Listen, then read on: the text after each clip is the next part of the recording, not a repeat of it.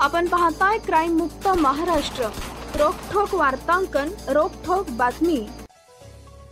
शेजारील घरात भांडणही सुरू असताना आवाज कमी करा असं सांगण्यास गेलेल्या तरुणावर चाकूने वार करून गंभीर जखमी केल्याचा प्रकार कोथरूडमध्ये घडला।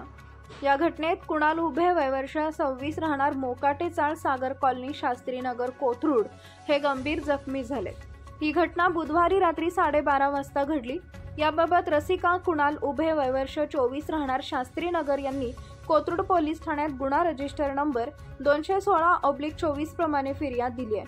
त्यावरून पोलिसांनी सौरभ वकील यादव वय वर्ष 20 राहणार मोकाटे चाळ शास्त्रीनगर याच्यावर गुन्हा दाखल केलाय।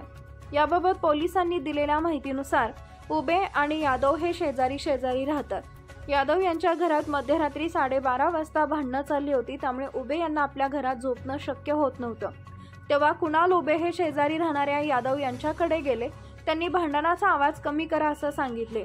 आधीच भांडणात रागावलेल्या सौरभ याने घरातील चाकूने कुणाल उभे याच्या मानेवर, पाठीवर, खांद्यावर, ओटीपोटात चाकूने सपासप वार करून गंभीर जखमी केले।